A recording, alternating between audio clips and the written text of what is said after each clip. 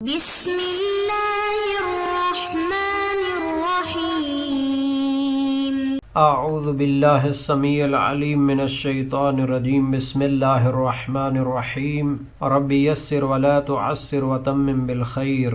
عزیز طلبہ، السلام علیکم ورحمۃ اللہ وبرکاتہ۔ امید ہے آپ سب خیریت سے ہوں گے۔ اصول الکافی سبق 150 میں کتاب العقل والجہل کا حصہ 115 ذکر ہونے والا ہے۔ سب سے پہلے خلاصہ جات کو دیکھ لیتے ہیں۔ سابقہ درس میں جنود عقل و جہل میں سے تقیہ اور اضاعہ کے بارے میں تفصیل سے گفتگو ہوئی، قرآنی اور روایی شواہد پیش کیے گئے۔ اس درس میں جنود عقل و جہل میں سے انصاف و حمیت کے بارے میں مفہوم شناسی، قرآنی اور روایی شواہد اور شارحین کافی کے نظریات بیان کیے جائیں گے۔ امام جعفر صادق علیہ السلام نے جنود عقل و جہل والی حدیث میں عقل کے لشکروں میں سے انصاف کو اور جہل و نادانی کے لشکروں میں سے حمیت کو قرار دیا ہے۔ آج ہم جنود عقل و جہل کی اس لطیف و دقیق منزل میں قدم رکھتے ہیں۔ یہاں دو صفات آمنے سامنے کھڑی ہیں، ایک طرف انصاف کی درخشاں تجلی اور دوسری جانب حمیت کی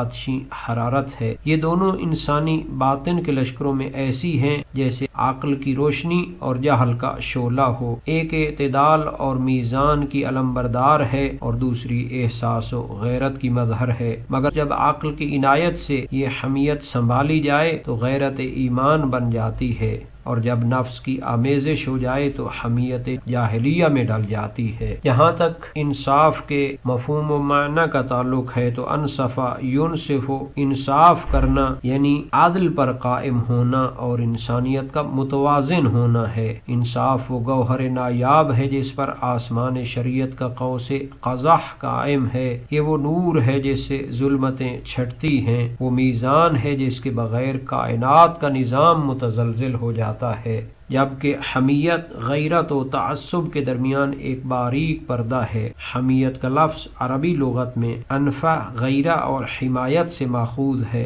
یعنی وہ حرارت ایمان جو عزت کی پاسداری کے لیے دل میں بھڑک اٹھے۔ یہ وہ جذبہ ہے جو آدمی کو بے غیرتی سے بچاتا ہے اور اسے ذلت و خاموشی کے اندھیروں سے نکالتا ہے۔ جہاں تک قرآنی اور روایی شواہد کا تعلق ہے تو قرآن کریم میں عدل و انصاف کی تاکید کی گئی ہے۔ فرمایا کونوا قوامین بالقسط شہداء للہ، سورہ نساء 135۔ اے ایمان والو، عدل پر قائم رہو اور اللہ کے لیے گواہی دو، خواہ وہ تمہارے اپنے ہی خلاف کیوں نہ ہو۔ یہ آیت انصاف کو نہ صرف ایک سماجی فریضہ بلکہ ایک ایمانی امتحان قرار دیتی ہے۔ عدل محض عدالت کا فیصلہ نہیں بلکہ دل کی عدالت کا پیمانہ ہے، جہاں انسان اپنی خواہشات کو قید کر کے حق کو آزاد کرتا ہے۔ اہل معرفت فرماتے ہیں العدل اساس الملک و روح الایمان، عدل ہی سلطنت کی بنیاد ہے اور ایمان کی روح ہے۔ جب عقل کا لشکر دل میں بیدار ہوتا ہے تو وہ سب سے پہلے انصاف کے علم کو بلند کرتا ہے اور ظلم کے لشکر کو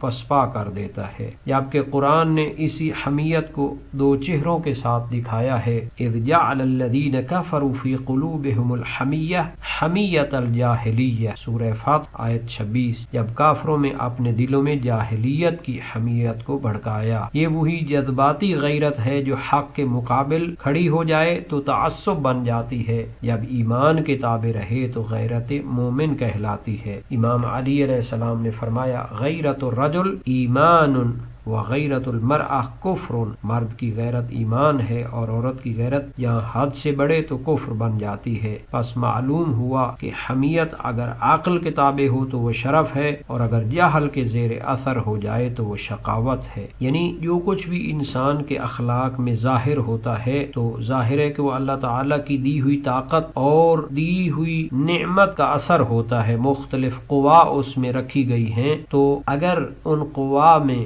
اعتدال ختم ہو جائے، افراط و تفریط آ جائے تو پھر ان کی مذمت ہوتی ہے۔ تو حمیہ بھی اگر بے وجہ اور جاہلانہ قسم کی حمیت ہو تو اس کی مذمت کی جاتی ہے۔ یہاں تک علماء اور عرفاء کے بیان کا تعلق ہے تو انہوں نے بھی انصاف کو عقل کا سپاہی ہونے کی تاکید کی ہے، جو ہر رشتے میں حق کو مقدم رکھتا ہے، خواہ اپنا دل زخمی ہو مگر عادل کی تلوار کند نہ ہونے پائے، اور جہل کا سپاہی حمیت جاہلیہ ہے جو حق کو قربان کر کے انا کے بت کی پرستش کرتا ہے۔ عرفاء نے کہا العقل یقیم المیزان والجہل یلہب النیران، عقل توازن قائم کرتی ہے اور جہل آگ بھڑکاتا ہے۔ دینی اور اخلاقی رویہ انصاف دل کا ترازو اور ایمان کا کمال ہے۔ حمیت غیرت حق میں نور مگر تعصب میں ظلمت ہے۔ عدل وہ سیرت ہے جو انبیاء کی میراث ہے، اور حمیت وہ طاقت ہے جو یا تو ابو ذر بناتی ہے اگر عقل کے تابع ہو، یا ابو جہل بناتی ہے جب سید الانبیاء اور ان کی عادلانہ تعلیمات کے مقابلے میں ہو۔ جہاں تک جناب ملا صدرہ شیرازی کے نظریے کا تعلق ہے تو انہوں نے اپنی شرح اصول کافی میں نہایت جامعیت کے ساتھ اس کے بارے میں نہایت باریک اور عمیق عرفانی نکات بیان کیے ہیں۔ ان کے کلام میں لغوی، فلسفی، اخلاقی اور عرفانی مطالب پائے جاتے ہیں۔ سب سے پہلے انہوں نے لغوی اور ادبی معنی بیان کیا ہے۔ انصاف کی اصل نصف سے ہے، یہ دو بنیادیں رکھتا ہے، نصف یعنی دو برابر حصے کرنا، لغت میں نصف کا بنیادی معنی کسی چیز کے دو برابر حصے کرنا، اور انصاف کا مفہوم ہے اپنے حصے کے برابر دوسرے کا حق بھی دینا، چاہے اس میں اپنی خواہش قربان کرنا پڑے۔ اس لیے عربی میں کہا جاتا ہے انصفہ من نفسہ، یعنی اس نے اپنے نفس کے مقابل دوسرے کا حق ادا کیا۔ تناصفوا یعنی دونوں فریقوں نے ایک دوسرے کے حق میں انصاف کیا۔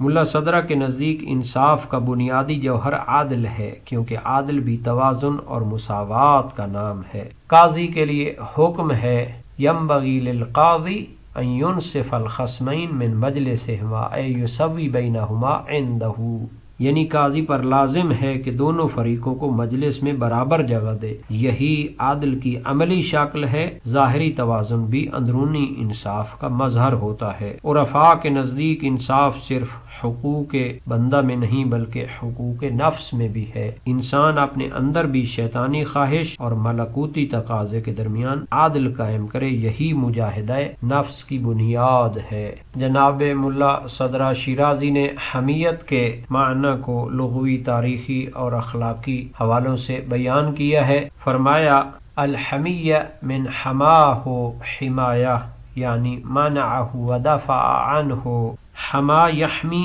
حفاظت کرنا، روکنا، منع کرنا۔ حمیت اصل میں بے قابو غیرت اور انفہ کا نام ہے۔ لغت میں حامی اس نر جانور کو کہتے ہیں جو اپنی نسل کی حفاظت میں دوسروں کو چراگاہ کے قریب نہ آنے دے، اور حما ایسی جگہ کو کہتے ہیں جہاں دوسروں کا چرنا ممنوع ہو۔ جاہلی معاشرت کی مثال بھی دیتے ہیں۔ دو تاریخی حوالوں سے حمیت کی حقیقت کو بیان کیا۔ جاہلیت میں رئیس اپنی زمین کو حما بناتا تھا، یعنی کتے کو بھونکا کر جتنی جگہ اس کی آواز پہنچتی تھی اسے اپنی چراگاہ بنا لیتا تھا۔ عوام اسے استعمال نہیں کرتے تھے۔ رسول خدا صلی اللہ علیہ وآلہ وسلم نے اس حمیت کو منسوخ فرما دیا۔ فرمایا لا حما الا للہ ولرسولہ، یعنی کوئی محفوظ چراگاہ نہیں سوائے اس کے جو اللہ اور اس کے رسول کے نام پر ہو، یعنی جہاد کے گھوڑوں اور صدقہ اور زکوٰۃ کے اونٹوں کے لیے ہو۔ یہ اعلان دراصل حمیت جاہلیہ کے خاتمے کا اعلان تھا۔ شخصی اور ذاتی اس طرح کی چراگاہیں بنانے کی اجازت نہیں تھی۔ تو یہ انہوں نے صحاح اللغہ سے بھی ناقل کیا ہے، اور اسی طرح نہایہ ابن اثیر سے بھی ان مطالب کو ناقل یہاں تک حمیت کے باطنی معنی کا تعلق ہے تو فرمایا الحمیہ الانفہ لأنہا سبب الحمایہ، یعنی حمیت نفسانی انفہ ہے، ایسی غیرت جو دلیل کے تابع نہیں ہوتی بلکہ خواہش اور غصہ کے تابع ہو جاتی ہے۔ حدیث میں آیا ہے اخذتہ الحمیۃ، یعنی اسے نفسانی غیرت نے گھیر لیا۔ اسی طرح کہا جاتا ہے لئلا تحملہ حمیت الشیطان، یہاں حمیت کو شیطان کی طرف منسوب کیا گیا کیونکہ یہ وہ جذباتی آگ ہے جو انسان کو عدل سے اٹھا کر ظلم کی طرف لے جاتی ہے۔ تو حمیت کا باطنی معنی غیرت نفسانی اور تعصب ہے، عقل و جہل کے لشکروں میں سے انصاف اور حمیت کو شمار کیا گیا۔ انصاف عقل کا سپاہی ہے، انصاف عقل کے نور سے پیدا ہوتا ہے، یہ توازن، اعتدال اور حق شناسی کا نتیجہ ہوتا ہے۔ یہ انسان کو اپنے نفس سے بھی انصاف کرواتا ہے اور دوسروں کے حق کو مقدم رکھتا ہے، جبکہ اس کے مقابلے میں حمیت تعصب، جہل و نادانی کا سپاہی ہے۔ حمیت حق کے خلاف غیرت نفسانی ہے، یہ تعصب انا، غضب اور جاہلی جوش کا نتیجہ ہے۔ یہ انسان کو عدل کی راہ سے ہٹا کر نفس کی راہ پر لے جاتی ہے۔ اس لیے فرمایا ہوا من صفات الجہل لأنہ ضد الانصاف والعدل۔ عرفانی اور اخلاقی نکات، انصاف و باطنی توازن ہے جس میں عقل غالب ہو جائے، نفس ساکت ہو جائے اور حق سب سے اوپر ہو۔ حمیت و باطنی آگ ہے جس میں نفس بڑک اٹھے، عدل دب جائے اور انا و تکبر کا بت سر اونچا کر لے۔ انصاف روح کا نور ہے اور حمیت نفس امارہ کا دھواں۔ انصاف انسان کو آدمیت کی طرف لے جاتا ہے اور حمیت اسے جاہلیت میں گرا دیتی ہے۔ انصاف وہ سبیل ہے جس پر چلنے سے دل کی زمین ہموار ہو جاتی ہے، یہ وہ چشمہ ہے جس سے ایمان کی ٹھنڈک پھوٹتی ہے اور ظلمتوں اور تاریکیوں کے دریا سکڑ جاتے ہیں۔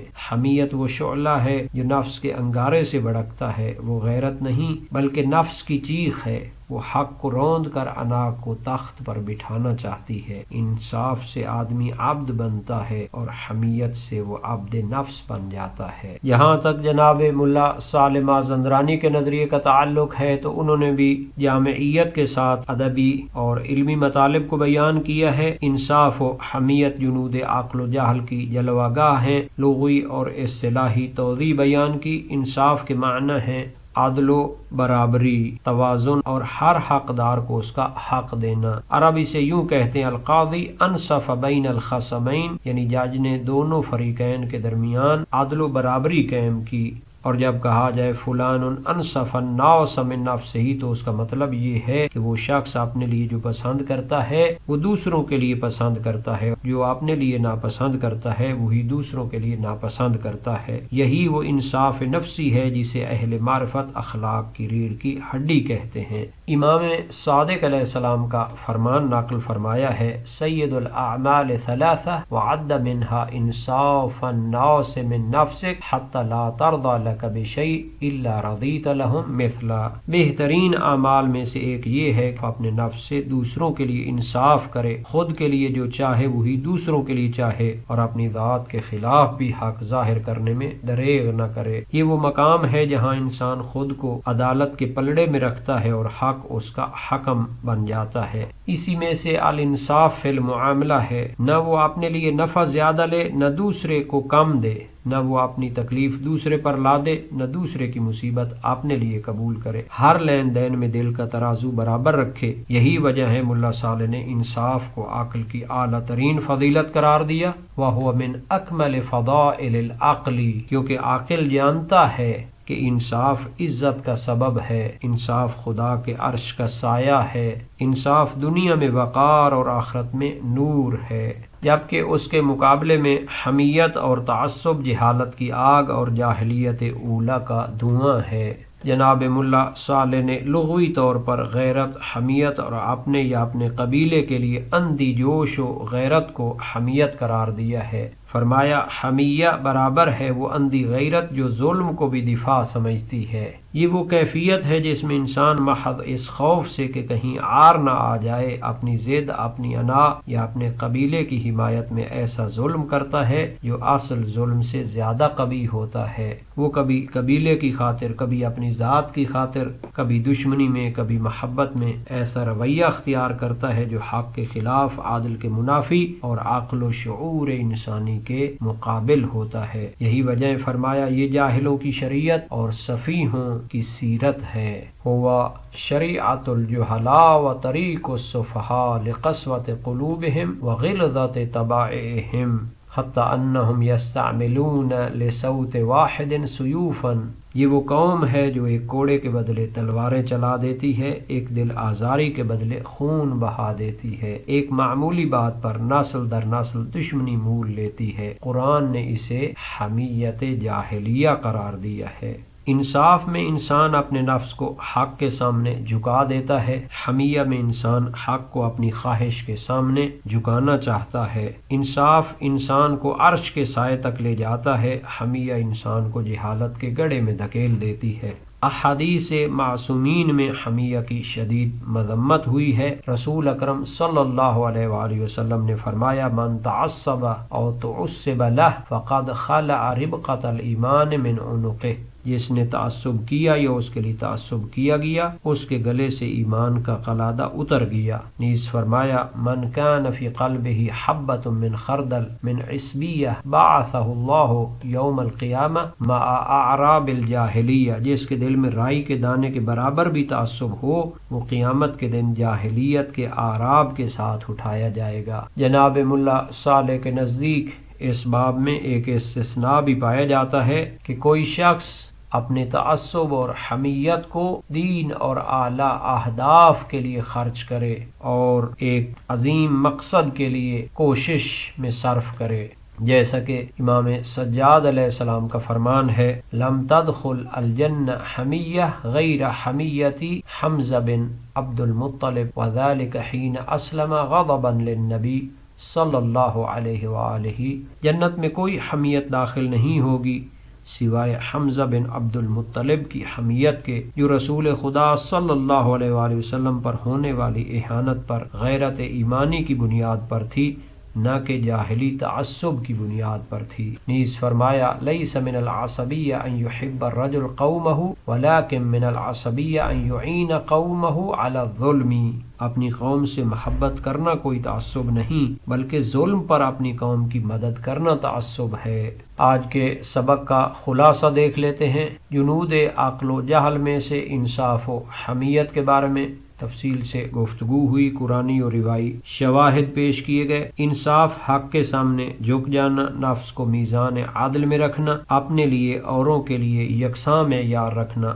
عقل کا تاج، ایمان کا زیور انصاف ہے۔ اس کے مقابلے میں حمیت، اندھی غیرت، ظلم کو افتخار سمجھنا، قبیلے، شخصیت یا گروہ پر اندھا فخر کرنا، جاہلیت کا غبار اور عقل کی روشنی کی قاتل ہے۔ انصاف دل کا وہ چراغ ہے جو کبھی بجھتا نہیں، یہ نور عرش سے لیا گیا قرض ہے جو امانت دار دلوں میں ٹپکتا ہے اور کردار کو عدل کے آبگینے میں پرو دیتا ہے، جبکہ حمیہ انا کی وہ آگ ہے جو انسان کو اپنے ہی دھوئیں میں گم کر دیتی ہے۔ یہ جاہلیت کا وہ تیز ہوا ہے جو عقل کی چراغوں کو گل کر دیتی ہے اور انسان کے قبیلے کے نام، نسب کے رنگ اور مجازی عزت کے خمار میں یوں مست کر دیتی ہے کہ وہ حق کی آواز کو بھی دشمن کا نغمہ سمجھ بیٹھتا ہے۔ اہل عقل کے نزدیک انصاف وقار ہے، نور ہے، عبادت ہے، اور اہل جہل کے نزدیک حمیہ جرأت ہے، مردانگی ہے اور فخر ہے۔ حالانکہ حقیقت یہ ہے کہ انصاف عرش کا سایہ ہے اور حمیہ نفس کا دھواں ہے۔ اس درس کے متعلق تمرینی سوالات کو بھی دیکھ لیتے ہیں اور اللہ تعالی سے دعا کرتے ہیں کہ ہمیں قرآن اور سنت کو سمجھنے اور ان پر عمل کرنے کی توفیق عطا فرمائے، ہمیں عدل و انصاف پر قائم رہنے اور حمیت و تعصب سے دور ہونے کی توفیق عطا فرمائے۔